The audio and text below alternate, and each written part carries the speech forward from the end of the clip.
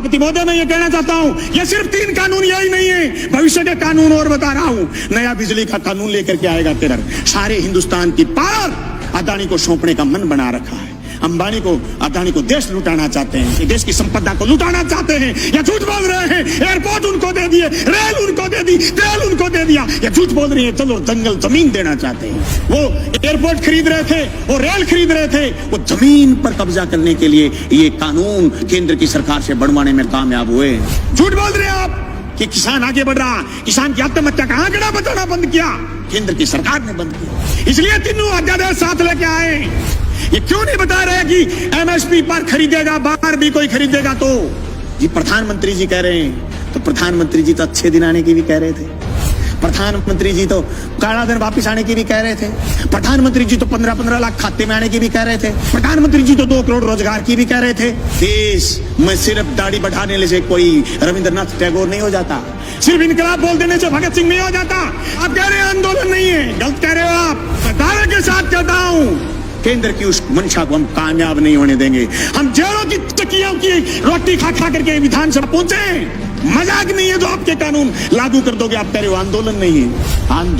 आंदोलन की बात कर रहे हो, रड़क पार देंगे रड़क, पर तुम्हारे काले कानून किसी भी रूप में लागू नहीं होने देंगे। जमीन उसकी होगी तो जमीन जोतेगा, जमीन अदानी और अंबानी की नहीं होगी। सड़क पर करेंगे, लड़ेंगे, सीने में गोली खाएंगे, पर जमीन नहीं जाने देंगे।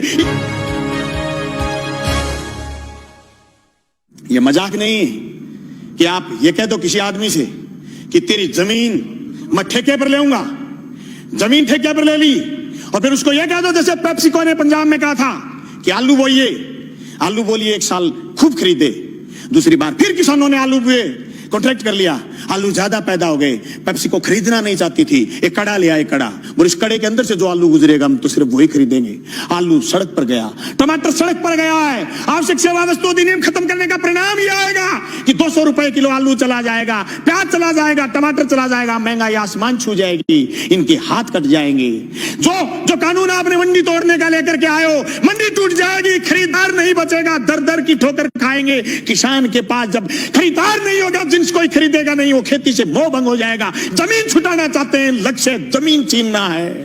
सभापति महोदय, 1967 में हरित क्रांति हुई, देश के किसान ने अन्न पैदा किया, अन्न खरीदने के लिए सरकार आगे आई, उन्नत खाद, बीज, ये सारी मदद सरकार ने करी। सरकार ने बैंकों का राष्ट्रीयकरण किया, किसान को सस्ते में कर्ज दिया, सरकारी कंपनियां स्थापित की गई। रशिया की मदद से देश में उन्नत फार्म स्थापित किए गए।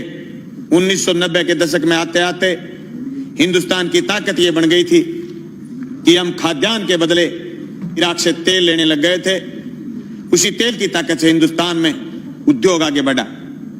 1991 के बाद विश्व बैंक की दादागिरी दुनिया में बढ़नी शुरू हुई। 1993-94 में हमारे देश के उस समय के विपक्ष के नेता जब अमेरिका में गए तो ये कह के आए कि जो नीतियां मनमोहन सिंह जी लागू कर रहे हैं ये तो हम लागू करने वाले थे। ये तीनों अध्यादेश जो केंद्र लेकर के आया है, जो कोरोना के संकट में लेकर के आया है, जो रात के अंधेरे में लेकर के आया है, जो बहुत प्रचार करने की जरूरत थी, उस प्रचार की बजाय दबे पांव लेकर के आया है। जो एफडीआई से बाजार काबू में नहीं कर पाई केंद्र की सरकार, पूंजीपति काबू में नहीं कर पाया, यह आवश्यक सेवा वस्तु अधिनियम तोड़ करके बाजार पर काबू करना चाहते हैं। कि मंडी से बाहर जो ग्राहक बता रहे हैं, किसी ने नाम नहीं लिया सुबह से कि ग्राहक मंडी के बाहर कितने किलोमीटर दूर खड़ा होगा, ग्राहक कौन से गांव में खड़ा होगा, ग्राहक किसान की फसल खरीदने के लिए किसान के खेत जाएगा या उसकी डोर जाएगा या फिर गंगा जी के घाट पर जाके खड़ा हो जाएगा और यह कहेगा कि मैं तेरी जींस 1000 रुपए क्विंटल में खरीदूंगा, देनी है तो दे, नहीं गंगा जी में डाल दे। यह आश्वासन आज तक, जून से लेकर के आज तक किसी ने दिया नहीं। सभापति महोदय, कोरोना के संकट में अगर देश में कोई चीज जिंदा थी वो थी कृषि, और कृषि संकट को आज वापिस तेजी से गहराने का प्रयास किया जा रहा। ये मेरे बड़े बोले भाई कह रहे थे कि कृषि को उभारने का काम किया जा रहा, नहीं, झूठ बोल रहे हो। 2015 में आपने सीएडी खत्म की, सिंचित क्षेत्र विकास विभाग खत्म किया केंद्र ने। झूठ बोल रहे हो, आपकी कृषि को उभारने का काम कर रहे हो। आपने बोनस जो राज्य की सरकारें देती थी खत्म आपने किया। झूठ बोल रहे हो आप कि किसान आगे बढ़ रहा, किसान की आत्महत्या का आंकड़ा बताना बंद किया केंद्र की सरकार ने बंद किया। सभापति महोदय, खेती खेती नहीं, ये जमीन भी बेचना चाहते हैं बड़े पूंजीपति के हवाले, इसलिए तीनों अध्यादेश साथ लेके आए। एक दूसरे से जुड़े हुए ये चीज, इनको अलग नहीं किया जा सकता। ये क्यों नहीं बता रहे कि एमएसपी पर खरीदेगा, बाहर भी कोई खरीदेगा तो जी प्रधानमंत्री जी कह रहे हैं, तो प्रधानमंत्री जी तो अच्छे दिन आने की भी कह रहे थे, प्रधानमंत्री जी तो काला दिन वापिस आने की भी कह रहे थे, प्रधानमंत्री जी तो 15-15 लाख खाते में आने की भी कह रहे थे, प्रधानमंत्री जी तो 2 करोड़ रोजगार की भी कह रहे थे, पर हुआ तो नहीं। कैसे मान लें? कागज से मानेंगे, कलम से मानेंगे, लिखित में मानेंगे, और आप कह रहे हैं आंदोलन नहीं है। गलत कह रहे हो आप। पीपली का किसान पूरे देश में छाप छोड़ के गया। अरे हरसिमरत कौर इसलिए इस्तीफा देकर चली गई कि आपकी जमीन, उनकी पंजाब में जमीन, राजनीतिक जमीन खिसकनी शुरू हो गई थी। अरे राजस्थान में 800 850 मंडियां लगी थी पिछली रबी की फसल तुलाई में, और 30,000 टोकन कटे हुए रह गए, केंद्र की सरकार ने बंद कर दिया था। सभापति महोदय, इन कानूनों से न सिर्फ बड़े पूंजीपति बल्कि नए सरमाएदार पैदा हो रहे हैं। वो सरमाएदार जो अभी तक सिर्फ ऊर्जा में थे, सिर्फ पावर में थे, सिर्फ दूसरे संसाधनों में थे, वो एयरपोर्ट खरीद रहे थे, वो रेल खरीद रहे थे, वो जमीन पर कब्जा करने के लिए ये कानून केंद्र की सरकार से बनवाने में कामयाब हुए हैं। सभापति महोदय, देश में सिर्फ दाढ़ी बढ़ाने से कोई रविंद्रनाथ टैगोर नहीं हो जाता, सिर्फ इनकलाब बोल देने से भगत सिंह नहीं हो जाता, सिर्फ सत्य की और अहिंसा की बात करने से गांधी नहीं हो जाता। गांधी और टैगोर और भगत सिंह बनने के लिए जो त्याग और बलिदान की जरूरत है, उसकी कमी है आज। उस कमी को हमें स्वीकार करना पड़ेगा। देश के किसान को आगे ले जाने के लिए जो सिर्फ कानून, 3 संशोधन कानून लेके आए, मैं सिर्फ हम ये कहना चाहते हैं कि कानून ठीक लेके आए हो, लेकिन इस कानून में भी एक चीज हम और चाहते हैं। आप भी ये लाइन लिखते कि एमएसपी से नीचा मंडी में भी खरीद नहीं करी जाएगी। मैं समझता हूं मेरा ये प्रस्ताव आप स्वीकार करें। मैं दावे के साथ कहता हूं, केंद्र की उस मंशा को हम कामयाब नहीं होने देंगे। हम जेलों की चक्कियों की रोटी खा खा करके विधानसभा पहुंचे।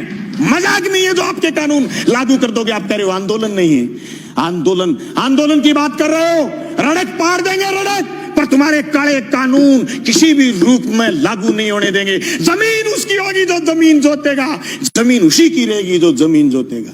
जमीन अदानी और अंबानी की नहीं होगी, मंडी उसी की होगी जो मंडी में काम कर रहा है। मंडी से बाहर दूसरी मंडी का जो सपना आप दिखा रहे हो, ये सबजबाग हम आपका कामयाब नहीं होने देंगे। सभापति महोदय, मैं उस मेरी क्षेत्र का किसान हूं जहां आज से 20 साल पहले सीएडी ने खाड़े बनाए थे। जब मैं मंत्री जी से मिला, सिंचाई मंत्री से कि हमारे खाड़ों की मरम्मत करो, बोले केंद्र ने सीएडी बंद कर दी, हमारे लिए ये मौत का फरमान है। ये तीनों कानून भी मौत के फरमान है। सभापति महोदय, मैं ये कहना चाहता हूं, ये सिर्फ 3 कानून यही नहीं है, भविष्य के कानून और बता रहा हूं। नया बिजली का कानून लेकर के आएगा केंद्र। सारे हिंदुस्तान की पावर अदानी को सौंपने का मन बना रखा है। अंबानी को, अदानी को देश लुटाना चाहते हैं। एनजीटी पर स्पेशल कानून लेकर के आ रहे हैं। पर्यावरण पर कानून लेकर के आ रहे हैं। पर्यावरण के नाम पर जो आसाम से कोयला नहीं खोद पाए थे, उसके खिलाफ ये कानून लेकर के आ रहे हैं। ये देश की संपदा को लुटाना चाहते हैं या झूठ बोल रहे हैं। एयरपोर्ट उनको दे दिए, रेल उनको दे दी, तेल उनको दे दिया, ये झूठ बोल रही है। चलो जंगल जमीन देना चाहते हैं। हम इसकी मुखालफत करते हैं। न सिर्फ मुखालफत राजस्थान की विधानसभा में करते हैं, सड़क पर करेंगे, लड़ेंगे, सीने में गोली खाएंगे, पर जमीन नहीं जाने देंगे। इनकलाब जिंदाबाद।